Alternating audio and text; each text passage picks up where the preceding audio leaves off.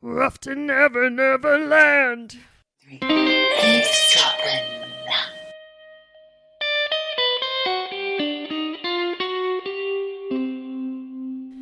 Hey, Michelle.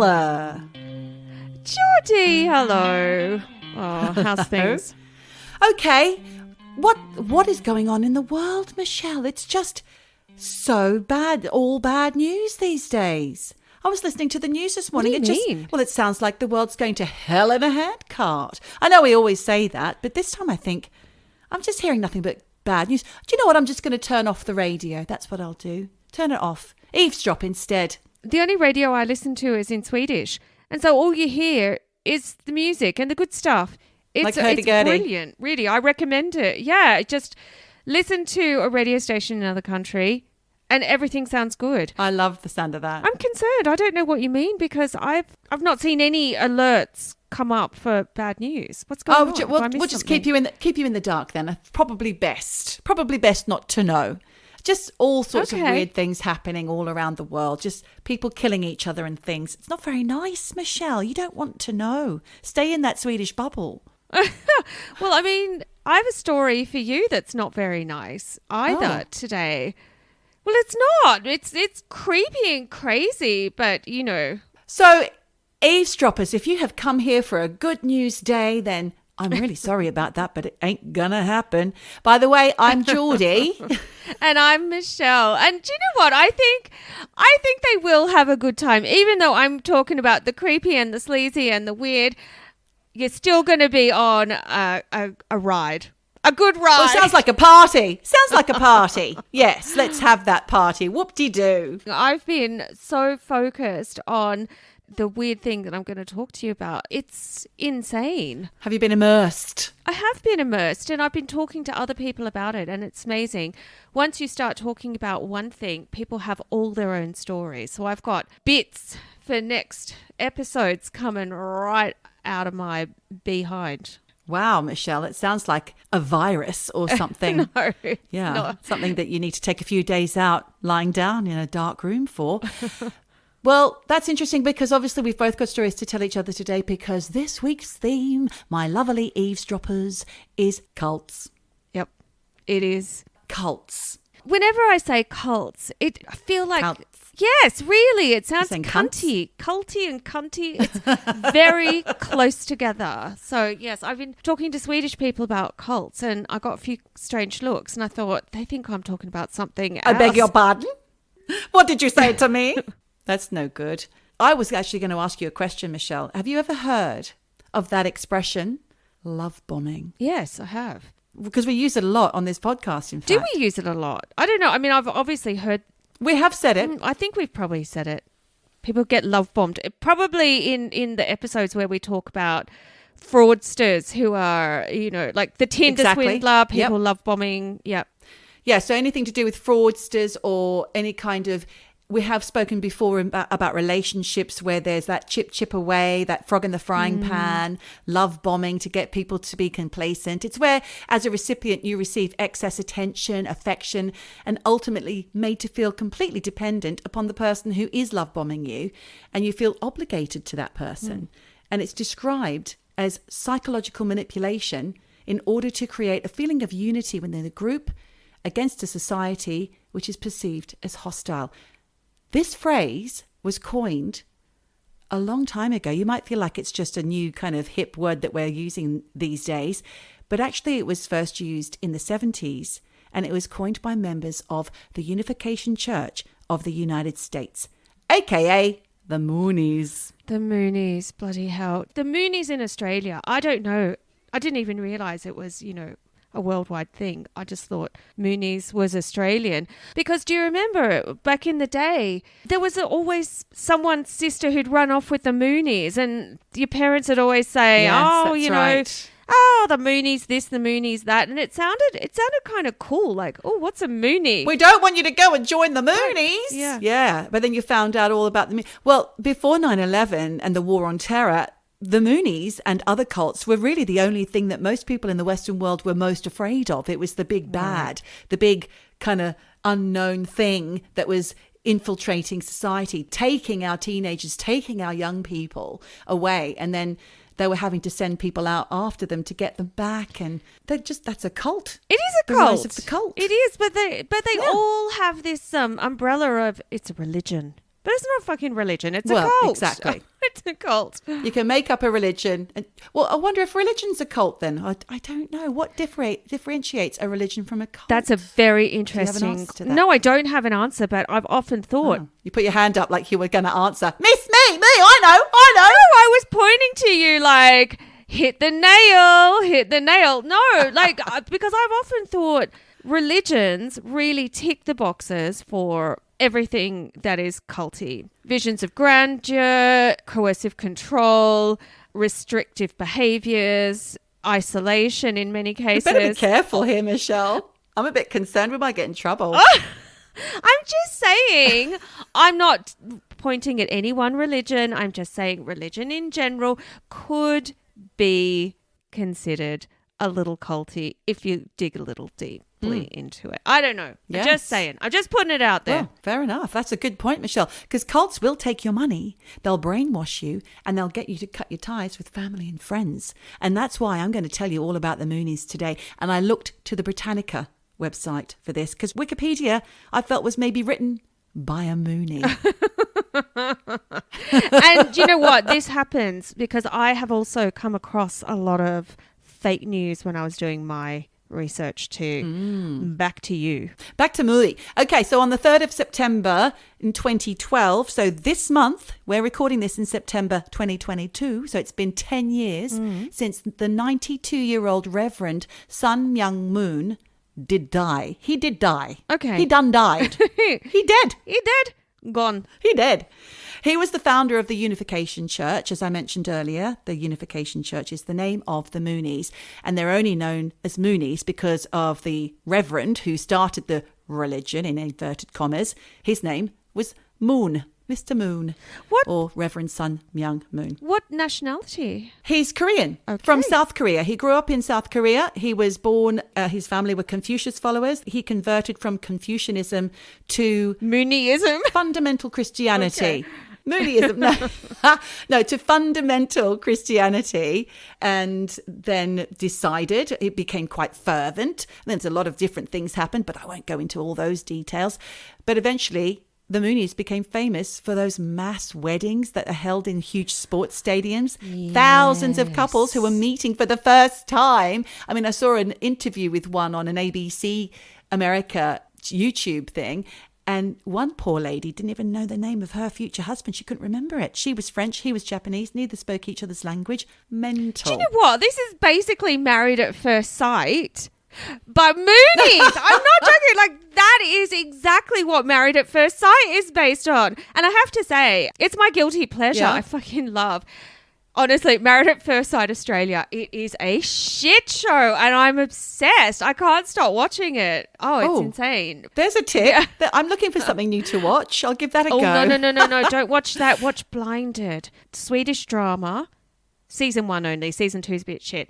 Blinded, or the new season of My Brilliant Friend has just dropped. Top viewing tips. I didn't watch the first Oh one. my God, you've got to watch the first two. Thanks, Michelle. Yep, top tips. Anyway, back to the Moonies. Okay. Well, I've just finished all of Sandman on Netflix. That was fun because I read all the books back in the 90s. My daughter watched it with me. Sandman? Bit sexy sometimes. Sandman. Neil Gaiman wrote all these graphic novels, and now they've been finally turned into a TV series on Netflix. It's great. Whenever I think of Sandman, I just think of panel vans. Dong, ding, ding, ding, dong, dong, ding, ding, ding. That Metallica song. No, I was thinking Hush, of... little baby, don't you cry. I will sing you a lullaby. That one. We're off to Never, Never Land. That's it. Enter Sandman. That's it. Enter Sandman. Enter Sandman. No, Aussie panel vans from the 80s. Sandman, written on the side. No, Are you joking? I don't remember that. What, the old, if this van's a rockin', don't come a knockin'? Don't come a knockin'. I've seen that sticker before. Yeah, but it was Sandman, the Sandman panel van. Aussies, if I'm misremembering this, please get in touch. Because Geordie has given me blank looks. Anyway, Moonies. I'm glazed. Okay, back to the Moonies. What was I talking about, Michelle? I can't remember. It was a fundamentally Christian religion. You were talking about the mass weddings. The mass weddings, yes. Well, the church is all about overcoming racial, religious, and national differences. And it became very popular with young people in Japan and in the West. Okay. In 1973, the Moons, Mr. and Mrs. Moon, we'll call them for now, moved their headquarters. Well, actually, the Moonies. I think it should say the Moonies. In 1973, the Moonies moved their headquarters from Korea to New York. So now it's early 70s. And by now, they've got themselves a reputation as a cult. That's when the parents started to get a bit freaked out. And that's where you're starting to hear, oh, not the Moonies. I don't want her to run away with the Moonies. So the Moonies had already begun businesses in Korea. They had a group called Tongil Group, which was founded by Moon in 1963. They own ski, ocean and golf resorts, a construction group, a defense company, a chemicals group, and an auto parts business. This is all in Korea. That's big moolah. Big moolah. It's a lot. Yeah. And now they're in the US in 1973. They're beginning to reach their little tendrils out. And they founded in 1982 a newspaper. It's the Washington Times, a hard right rag. Is it still going? Yeah, the Washington Times. Yeah, owned by the Moonies, started by Sun Young Moon. Because obviously the Washington Post is the big one, and that's left. It's left. It's not that one. You've got your alternate view, the right side. He's doing well infiltrating the States. Yeah. Wait till you hear, Michelle. You've got no idea. Later that year, 1982, he was convicted of tax evasion, but that wasn't the end because he was only sentenced to 18 months in prison and was fined $25,000. During this time, the church are now buying up United Press International News Agency. They're also big hitters in the fishing and distribution industry. Their company, True World Food Supply, supplied outlets for sushi in the US, and they also have the New Yorker Hotel in New York. And a vast real estate profile. Holy shit. Portfolio. This guy didn't need a cult or a religion. He could have just been an entrepreneur. He's fucking good. What do you do if you're the Messiah, though, Michelle? He is the self-proclaimed Messiah, as far as he's concerned. That's what he decided. And he's fervent. You know, he's really into this. In the 2000s, the church entered into a joint car production venture with North Korea. Holy shit. The North Korean government, in fact. Which brings me to his interest in politics, because obviously they want to unify. They're also quite hard right. In 1974, he met President Richard Nixon at the White House. And during the Watergate scandal, he urged Americans to forgive their leader for the Watergate scandal, in addition to rallying his Moonies to give support to that president. Now, he's a hard right guy, Nixon. In 1991, Moon travelled to North Korea to meet the communist country's then leader, Kim Il-sung, to discuss reuniting separated families from North and South Korea, which is a nice thing, I suppose. But he was also getting up in Kim Il-sung's grill about other politics, I'm sure. He was befriending the hard right, basically, as far as I could make out. Yep. He wrote a book in 1952, around the same time as launching this religion, called The Divine Principle, which was the basic scripture of the church. In this book, he wrote at the age of 16, he had a vision of Jesus Christ in which he was told to carry out Christ's unfinished task. And he believed that God had chosen him to save mankind from Satanism, and he regarded communists as Satan's representatives in the world. Hence, he's very popular with those right-wingers. And what does it sound like to you, Michelle? Who else doesn't like Satan and is quite hard right? Do you give up? Well, it could be a number of people. Right now, QAnon. Yeah, hard right. It's very QAnon. It walks right into that arena. All this, the delusional delusions, like... The delusional delusions are out of control. But they all think they're a messiah. They all think they're God. They all think they're reincarnation of something. Oh, it's honestly shades of what I'm going to talk to you about. It's the parallels, uncanny. He believed him and his wife Hak Ja-han, Moon, to be the true mother and true father, basically true parents. That's what they were called in the church. They are without sin, and they're kind of like the parents of all of the world, or the Moonies unit. This is despite her being his second wife and rumours of plenty of extramarital affairs on his part, at least. Loads of extra babies born of mistresses there, Mr. Moon, I tell you. So he's not exactly practising what he preached, as far as I could make out. So let me go back to the weddings, because that's the thing that we know about the most with the Moonies, because that's quite a sight, isn't it? And that was the main vision and thing of upset in the 70s, like footage of all those mass weddings. I just remember all the hippies with their beautiful long hair marrying strangers. Yeah, it was crazy. Really polyester dresses, all the same, all these guys dressed in the same outfits. It was the first large-scale blessing of around 2,000 couples that happened outside of Korea, took place in Madison Square Gardens in New York City. Now, these Moonies do not choose their own partners. I think I mentioned earlier, most of them have just met that day or the day before. And traditionally, it would be Reverend Moon who would pair them up, or he'd use a matching advisor within the cult who would match them. Now, this is because the Moonies believe that romantic love leads to sexual promiscuity, mismatched couples, and dysfunctional societies. So it's better if you get together with someone you don't know. Weird. That's fucked up. Because he wasn't practicing that. He was just on a rampage. No, exactly. I don't think... Well, he must have chosen his wife for himself because he's allowed, I suppose. But anyway, these marriages are not legally binding, you'll be pleased to know. The couples need to get legally hitched later. But, you know, most of them are into it, so they do. The Moons, they live in a castle on a hill, which is modelled on the Capitol building. It looks just like the Capitol building. Okay. They would arrive in a Bentley motorcade, and it would just all be like some massive, great big Olympics opening ceremony or something. Yeah. It's all in Korean, led by Moon in a booming voice. And everyone's there singing, there's songs, there's parties. Like I said, like the opening ceremony of something. And all of the followers listen to the English translation through the earphones. And at the end, they just go, yes, in Korean when he's marrying them. Oof. The rings go on the other hand. So in the West, or just traditionally, wedding rings go on the left hand. But with the Moonies, they have theirs on the right. And one other thing about the Moonies, Michelle, and the church, they don't like gay people. Oh. They think that's evil. So you can't be having same-sex marriages. That's a no-no in the Moonies. Well, you're not going to have kids and procreate, are you? Well, exactly.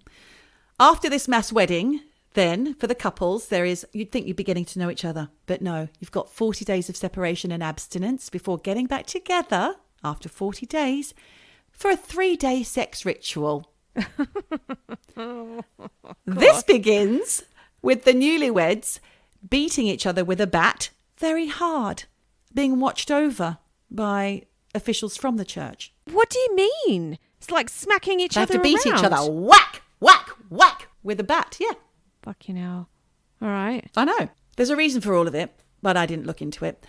Then there's the sex part, which involves lots of different positions, mostly with her on top to begin with, and they're all performed beneath Moon's portrait.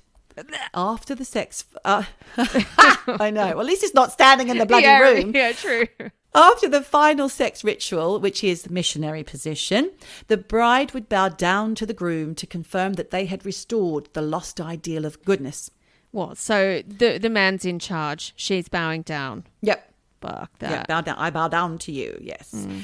So getting into this cult, Michelle, if you're interested after that description, is pretty easy. You would be kind of targeted, I suppose. This is where the love bombing begins. You'll be invited to a fellowship evening, and at the evening they would teach you about all the hopes and all the good things, because essentially, you know, unification, it's a great thing. It sounds ideal, right? Utopia. But they don't go into great detail, and there's lots of songs and games and a real sense of community. You come away feeling very nurtured. Then the next step would be invitations to weekend workshops, which are usually held somewhere remote.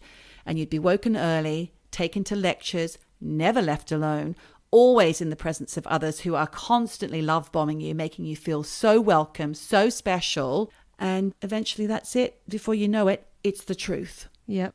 And you're on your way.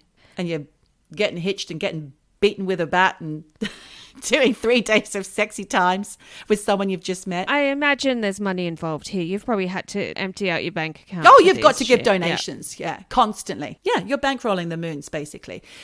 The Moonies have a family pledge as well, which is read out every day at 5 a.m. I might just add at this point, Michelle, they don't like being called the Moonies. They don't like it. What do they want to be called? Well, I'm going to call them the Moonies because it's much easier than the Unification Church. Yeah.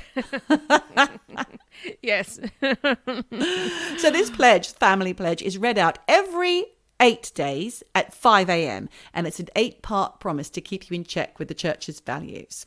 In 1994, the New York Times noticed that the movement had political influence, and there were suggestions of a personal relationship with conservative Israeli Prime Minister Benjamin Netanyahu, and also the senior Bushes, George Bush, Barbara Bush, those Bushes.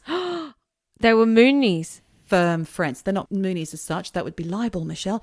But they were said to be firm friends of the Moons, and they have often been singing his praises or together at events and things. Now, this is from The Guardian. Very interesting bit of information here. Now, do you remember what happened on the 8th of July this year, 2022, in Japan, Michelle? No. Quite a major political event in Japan. Ex-Prime Minister Shinzo Abe was assassinated during a campaign speech. Ringing any bells yet? No, I live in a bubble. Yeah, you do. The culprit, Tetsuya Yamagami, confessed to the murder, but he blamed his actions on the Moonies. He believed that they were responsible for bankrupting his mother after she'd made a huge donation more than 20 years ago, which blighted his family, left his teenage years completely miserable. And Abe was the target because he'd allegedly backed the church's activities in Japan. Holy shit. Okay. Shinzo Abe is not the only conservative politician to have publicly associated themselves with the Moonies. Donald Trump, ex-CIA chief Mike Pompeo, and the former Speaker of the House Newt Gingrich all spoke at an event affiliated with the Unification Church in Seoul in August 22, which is a month after Shinzo Abe's assassination. This was to coincide with the 10th anniversary of the death of Sun Myung Moon. Fucking hell. It is so much more insidious than you think. I'm telling you. Oh. I didn't realize until I started looking into it. I thought I was just going to be talking about funny sex rituals and lots of people getting married, and it was only big in the 70s and it's dead now, but it's not. It's very much alive. Pompeo and Gingrich's speeches were on the value of religious freedom and the dangers of communism, which is very much in the Moonies' wheelhouse. Holy shit. So after Moon's death in 2012, the movement split into various competing factions, and this is where it gets fun. His widow, Hak Ja-han Moon, is now considered mostly to be the messiah by most of the Moonies. She's the mother of humankind, according to them. But, so his eldest living son and his youngest son, his eldest is called Preston Moon. He leads a break-off of the Moonies because none of them could agree on who should be the leader. The next in line. Yeah. The leader. So we've got Preston here, who's gone off to do his Family Peace Association. That's Moonies, but a different flavour.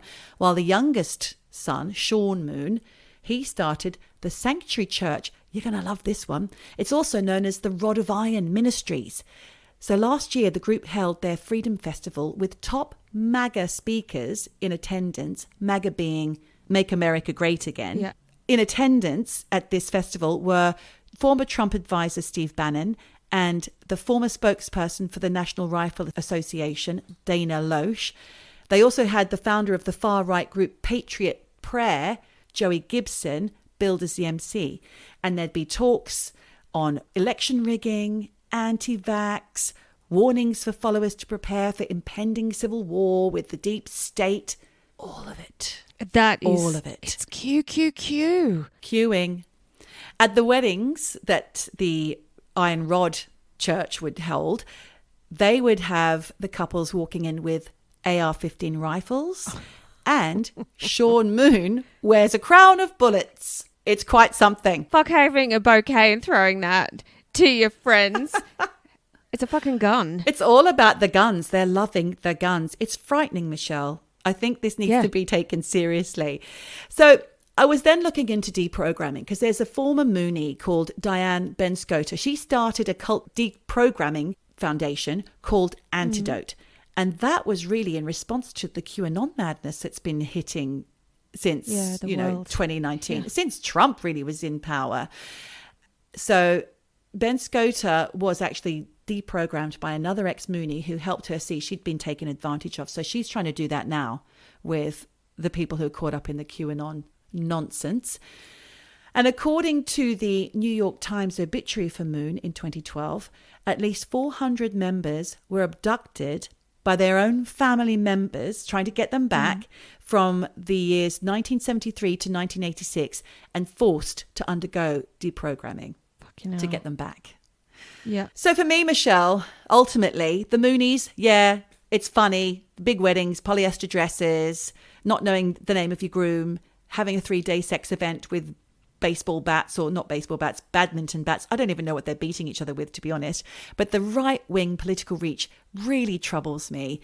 And Moon had his followers boost ratings over the years for Nixon, Bush Sr. He also loves guns. Well, he doesn't love guns. He's dead. But the fact that his son is loving the guns and all these far-right tendencies, it worries me. And that, my friend, is your Moonies. Like you, I thought you were just going to be talking about this funny 70s cult, which has like long since died. Yeah. I had no clue that it was still going strong and with really intense political reach, because I'll tell you right now, all those businesses that guy started, they're running the show. They are. He's got big fucking dollar behind him. Oh, yeah. And the fact that a man was compelled to publicly assassinate one of the longest serving prime ministers of Japan because of his mother's bankruptcy, the amount that she had to donate, that's testament to how it messes up families.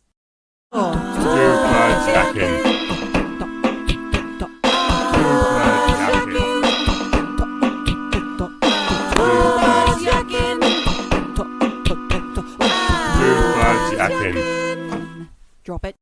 I've got a story for you with a very similar vein, but again, you know, we're talking about cults, and I'm going to talk about an Australian cult that maybe had some headlines in Australia, but it definitely has not had much traction over the pond, because really it was quite by chance that I even came across this cult. And the more you dig into it, the scarier it gets.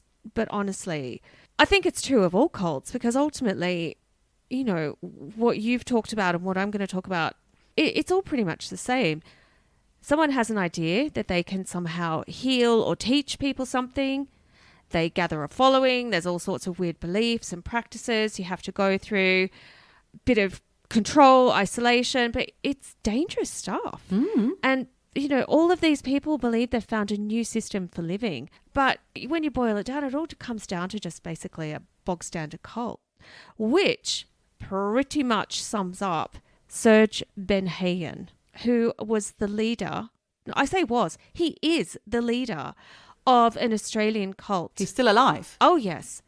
And it's an Australian cult called Universal Medicine. Ooh, that sounds to me like a multi-level marketing. Look, it's a great name, and you could definitely see that coming out of Utah. But no, it actually came out of Maroubra, because back in 1999, Serge, who was actually born in Uruguay, but he came to Australia when he was 6. I'll remind you, Universal Medicine is the name of this cult. But the dude's not a doctor. And in fact, in no way did he have any qualifications relating to medicine. What he was, in fact, was a bankrupt, out-of-work tennis coach living in, like I said, in Maroubra, which for anyone needing context of where that is, it's a few beaches over from Bondi Beach. And in 1999, it was sketchy. Maroubra was sketchy. 1999, was that around the same time as the Bra Boys? That there was all those terrible riots between Lebanese factions, and all that shit was going down in the late 90s, for sure. There was riots in the streets. Yep. It was known as like pretty druggy gangs, all that kind of stuff.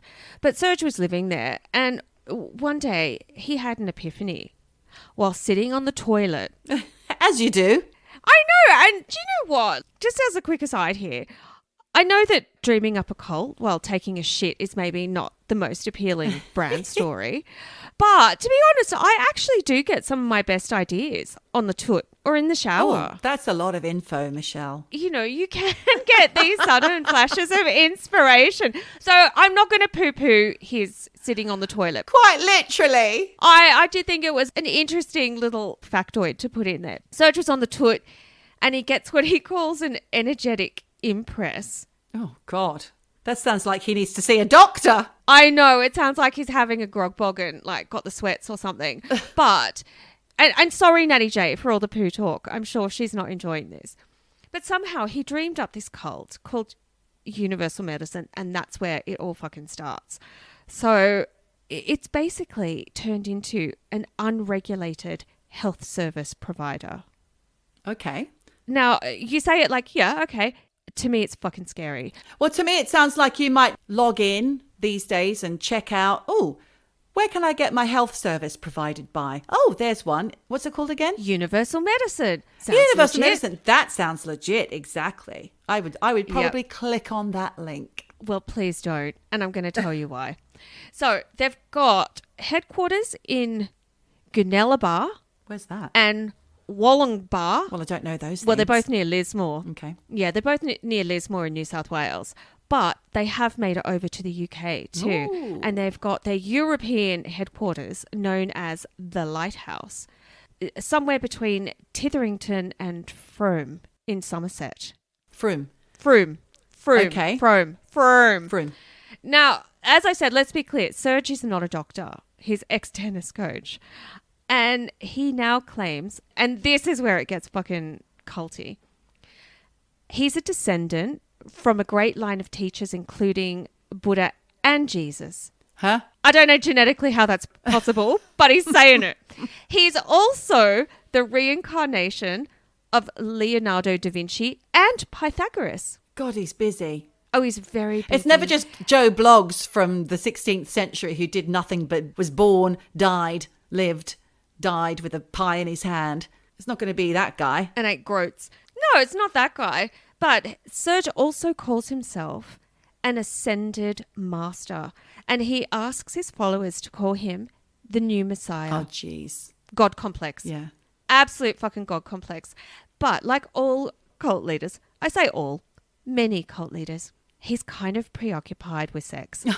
Yes, I knew that was coming. It's always a bit sexy with these cults.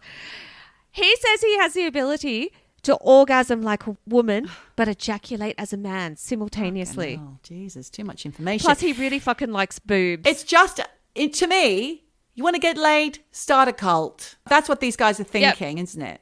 It gets even really scarier than just like shagging everyone, because worse than that, he believes that he can cure cancer. Oh, no. Mainly breast cancer. Oh. And the guy's invented a load of weird, like, bizarre boob titty fondling treatments. What?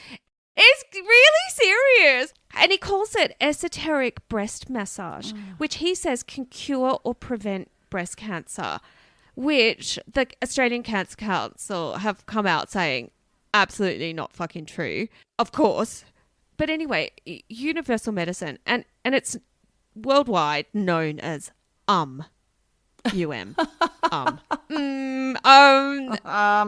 No. Yeah. They reckon they can also treat people using other practices invented by Serge, including esoteric healing, ovarian readings, chakra puncture, esoteric connective tissue therapy, and esoteric ovary massage. Oh, yes. Put a pin in that because it's creepy, right? I can imagine. But basically, Serge says his esoteric healing systems are based on the occult teachings of a woman called Alice A. Bailey, who he also says he's a reincarnation of, just saying. And this woman in the early 20th century, she actually sounds kind of interesting because she connected the dots between spirituality, meditation, solar system, and healing. And she was one of the first people to coin and use the term New Age. So she is a really interesting character. But the thing is, it seems like Serge has delved into her works, and because she wrote books about all this stuff, and he sort of reinvented her words in his own kind of way. And he says that kind of the modalities of universal medicine are based on the belief system that disease is caused by energetic disharmony in the body, resulting from bad decisions made in this life and past lives. And he believes that there are two types of energy, prana, which is Sanskrit for life force, and fire. And he believes that anything that contains prana, which is pretty much fucking everything, Yeah. from music to food to exercise, everything. He says prana is evil. Oh. Yes. And he has banned most forms of music except for like Universal Medicine's own in-house Theme tune. He's banned it all. Yeah. Theme tune. He's also banned things like foods with gluten, dairy, caffeine, alcohol, drugs. Boring. Yeah, really fucking boring, but also dangerous because they're on these massively restricted diets. Yeah. Which is what cults do. They make you like weak from food limitation and restriction. Yeah. And sleep deprivation and things, right? All of that stuff. Yeah.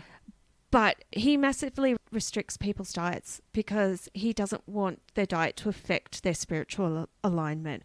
And I actually read that a baby in Australia was hospitalized after its parents, who were both Universal Medicine devotees. They put their baby on a restricted prana-free diet. No. Yep. And it ended up in hospital. And at the time, the professor of public health at the University of Wollongong and the former president of the Public Health Association of Australia, this woman called Heather Yateman, basically came out and said Universal Medicine's like teachings around food were a public health issue, Yeah. especially when they were placing their kids on restrictive diets, Sure. because it would impact like their growth, their cognitive development, and basically their kids will end up hospitalized, and that's what happened. But what Universal Medicine devotees are taught is that in order to be spiritually clean, they have to replace prana and clear it out and replace it with fire energy, which emanates from the atmic womb of God. And I don't even know what that means. But of course, you can also lay out loads of cash and spend money on all the lovely special Universal Medicine healing courses and products, their teas, all the elixirs, the creams. Buy into the lifestyle. Yep. And that will clear out all your evil prana. Yeah. And I read that, I mean, he personally, not Universal Medicine in general, but just he personally grosses 2 million plus per year, plus salaries for all his families.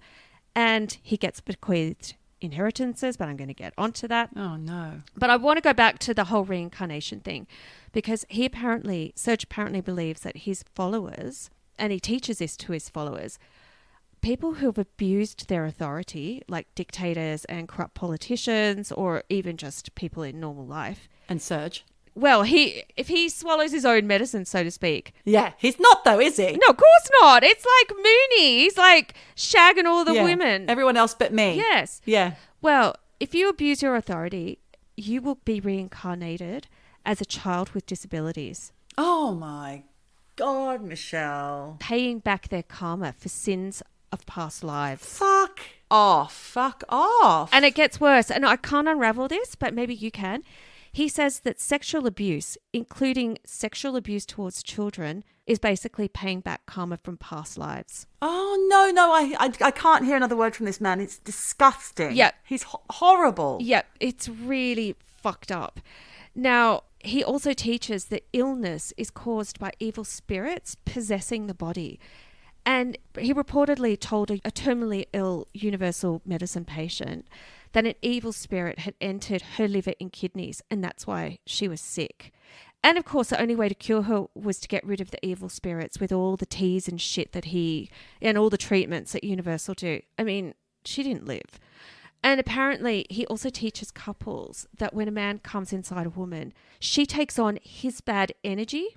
So be careful, ladies. He's also said, and this really fucking creeps me out, if a father is possessed by a randy evil spirit, when he's asleep at night, the spirits will leave his body and rape his daughters. Oh my God, what sort of a... No. Now, why are people listening to this person? He's clearly in need of mental help. They are, and it's all over the world. Universal Medicine is now all over the world. How? It's just sick. Then he chimes in on race. He says that we all choose our own skin color, and that Asian people chose yellow skin because, and these are his words, yellow signifies the intellect. Oh my God. And that the pursuit of a lighter complexion arose when black people and black skin was erroneously identified with darkness.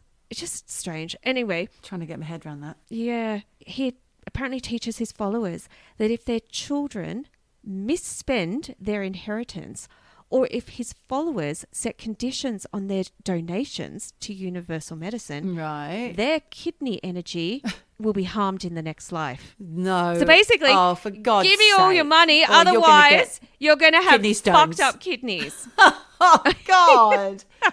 This person is a danger to humanity. His words are poisonous. He's a fucking menace. Oh, yeah. And he weighs in on women who play sport. He says that they shouldn't play sport because when women do, the right ovary becomes more powerful than the left. So if you play sport, you're not a woman energetically. You're a dude. Even though you've got breasts, a vag, a uterus, you're actually a man. And of course, he has a take on feminism as well, because he teaches that women are now paying the price for greater equality with men in the form of breast cancer, ovarian cancer, endometriosis, period issues. If you've got any of those, it's because it's your karma for wanting to be equal to men. And he says that we've all moved into much more male energy. And energetically, it's all fucking with women's bodies. Go away. Go away. Do you know what I'm going to do? Horrible. Cancel it. I call it bullshit. Bullshit.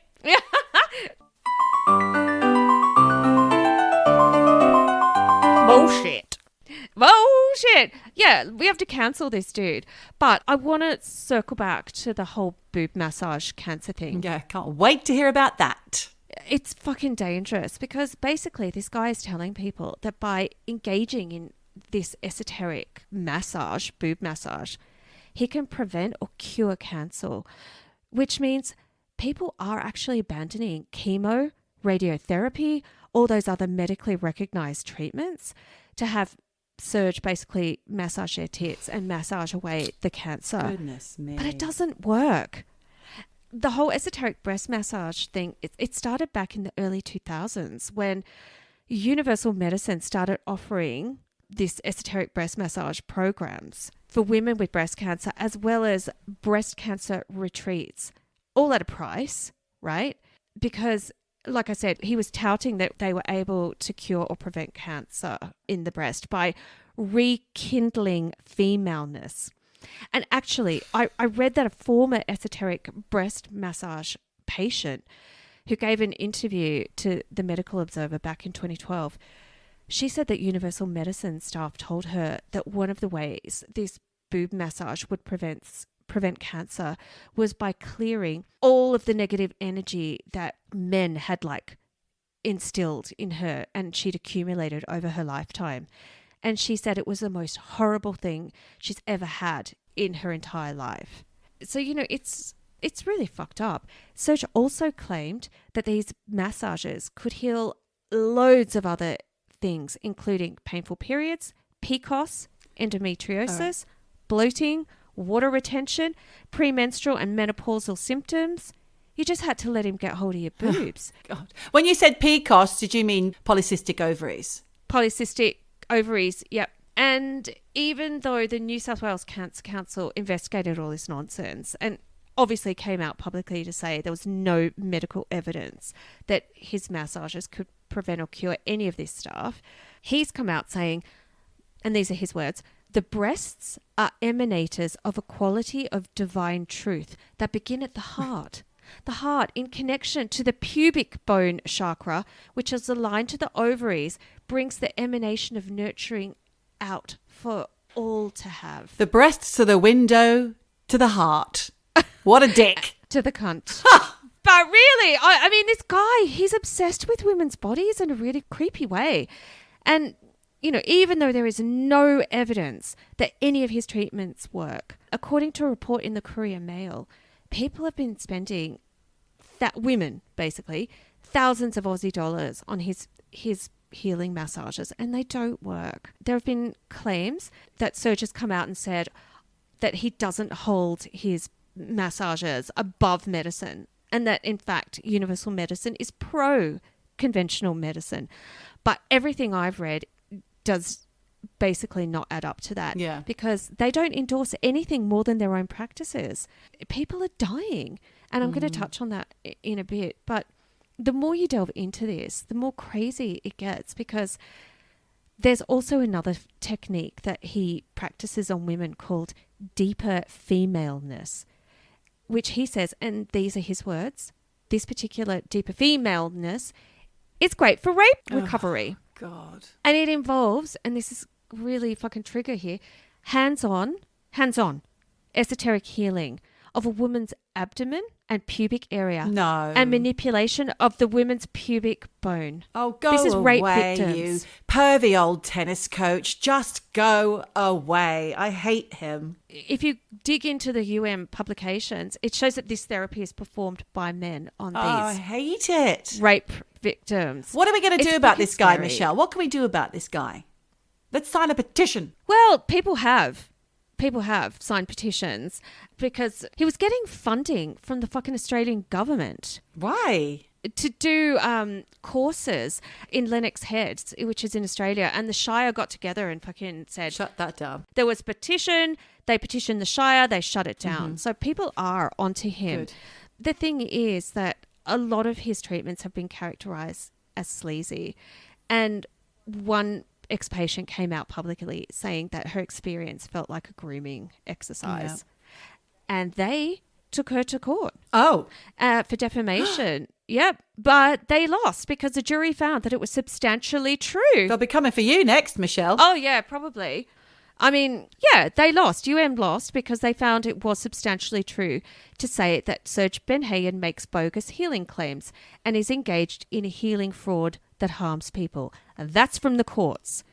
The thing is that, like, I also read that he lobbies hard to get any references to being called a cult pulled off the internet. And when you try and research him, he's doing a good job, because it is very hard to find information about universal medicine, more than all of this pro-UM stuff that he puts out himself. So they've got a really, really good algorithm going on the internet. Very much like MLMs, as I said earlier. Yes. Do you remember when we tried to investigate MLMs Yep. to talk about on this Eavesdroppin podcast? It was very difficult to get inside a lot of them, because most of the information out there was either anecdotal or it was put out by the organisation themselves. Exactly. But things have started to unravel for Serge and universal medicine. And he's been slapped with quite a few lawsuits. Now, in July 2020 in the UK, a guy called Graham, and they don't give a lot of names because this involves a kid, a guy called Graham had to battle legally to get custody of his 9-year-old daughter, who was brought up in this cult. And a guy called Justice David Williams ruled that universal medicine was a cult with some potentially harmful and sinister elements, and that this guy Graham's previously loving relationship between him and his daughter had crumbled as a result of exposure to the universal medicine cult, and that he had temporarily banned the mother from seeing the daughter and blamed her for failing to truly get to grips with the pernicious effect of her adherence to universal medicine and its impact on her child. And they also found that Serge Ben Hayen, whose second wife Miranda started living with him when she was 14 and he was 31. Ew. So the court found that not only does Serge make fraudulent medical claims, he also preys on cancer patients and has an indecent interest in girls as young as 10. That's from the courts. Christ. And the judge also described the cult as socially harmful and Ben Hayen, Serge, as a charlatan. Good. The reason that Graham even realised something weird was going on with his kid was when, back in 2014, his ex-partner asked him to collect their daughter, who at the time was 3, from a health and well-being clinic. And when he got there, his daughter was under a blanket crying her eyes out. The mother and another woman were standing there just watching. not even trying to comfort her. And he was completely freaked out. And of course, it was a universal medicine clinic. And he was so disturbed by this that he started Googling universal medicine and came across a blog run by a woman called Esther Rocket. Turns out this woman, she's actually a blogger who basically went online and said that Serge was a creep. And in turn, he unsuccessfully sued her for defamation in the Supreme Court of New South Wales because he claimed that social media posts she'd made out that he was delusional, dishonest, a sexual predator, and the leader of a socially harmful cult. She also described Serge as a sleazebag guru and accused him of performing on her a sleazy ovarian reading during a treatment session and inappropriately touching her. She was basically talking about her own experiences and her own opinions. Yeah. Thing is, it went to court and the trial went on for 7 weeks. And in court, Serge said her words made him feel raped. And that's why he went after her for defamation. And look, in the end, and this was after over 7 weeks, Serge talked about being the reincarnation of Leonardo da Vinci. He said he was sensed spirits in the courtroom, talked all about all his crazy teachings. The jury found in Esther's favour and against Serge. Yeah. Great. And they came out saying, yes, it was true that he led a socially harmful cult, that he had made bogus healing claims, that he intentionally indecently touched her and a number of other women, and that there were reasonable grounds to believe that Serge intentionally sexually preyed upon her and other clients during treatment sessions. They also said that it was substantially true to say that Serge had an indecent interest in young girls who he caused, as young as 10, who he caused to stay at his house unaccompanied. Oh, no. He's guilty of inappropriate behaviour with children and he is dishonest. The jury also found that Serge vilifies people with disabilities. He exploits cancer patients by targeting them to leave him bequests in their wills. He dishonestly promotes fraudulent ideas of karma for self-gain. And at the end of all this, he had to pay Esther $1.2 million plus her legal fees. Nice But he's still fucking out there running universal How? medicine because he's not behind bars. Couldn't they have put some... Oh, too late now. It's all done and dusted. That's crazy. Yep. I feel absolutely filthy now after hearing all of that. Yeah. And look, he's been stirring up shit for years because there is famously this case online. It's the case of Judith McIntyre, who had breast cancer, went to him for treatment, stopped all her conventional cancer treatment, and she died. Oh, dear. And in December 2015, Serge appeared in the Supreme Court of New South Wales when Judith had left him money and it was challenged by her kids in court. Yeah. Because after she died, she left $600,000 to Serge and a further gift of 800,000 Australian dollars 3 days after the execution of the will. Oh my gosh. And look, it's kind of fucked up because sadly for the kids, Justice James Stevenson said he ruled against the kids because he said, listen, she was of sound mind. And it seemed that she had carefully considered how she should dispose of her estate.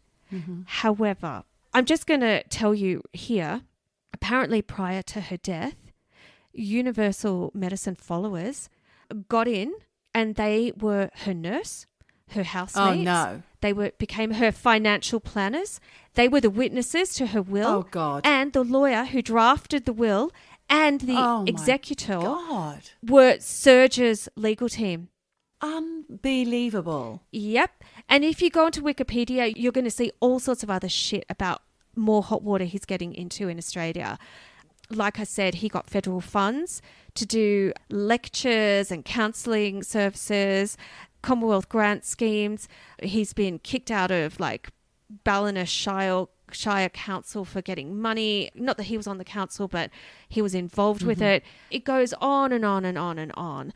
So because they basically found that he was holding these events. They were basically being used as recruitment drives to get people into universal medicine. So basically, the upshot here is people. It's a fucking cult. And if you're in Australia or anywhere, actually, don't go there. Be careful. Look him up because it's really fucking dangerous mentally and physically. This person is not a good person. He's not a good person, and it's dangerous. And I am upset about everything that you've told me, Michelle. Very upset. Soz. About the fact that this man is getting any kind of airtime. But what upsets me more is that those people who have died, who have fallen foul of his cult and his teachings and his practices, are not the last ones who are going to suffer at his hand, because he is still out there. www.eavesdroppinpodcast.com. Hello at eavesdroppinpodcast.com. Email us your story. Share, like, all of that. Follow our social media. Like, subscribe. Instagram and Facebook. Yep, you know what you At do. eavesdroppin_. Got that right. Just eavesdropping. The G. Yep. And that today is our no, sorry. Yeah, unbelievable. I mean, on that lovely note. And like you said, to give people like this airtime, I just want to make clear, I'm not encouraging this. It's awareness. So if a loved one or a friend is talking about, I've found this great wellness clinic called Universal Medicine, just be aware. Like, it's a dangerous thing. So there you go. So I guess that the ultimate message today is cults. They're bad. Don't join them. Kids. I was trying to think of something a bit more intelligent than that, but it slipped away from me. And actually, to be honest with you, Michelle, all that's left to say at this horrible point of our story is that wherever you are and whatever you do, you just got to keep eavesdropping. Eavesdropping. Eavesdropping. Dropping. Eavesdropping. Dropping. Eavesdropping. Eavesdropping. Dropping. Dropping.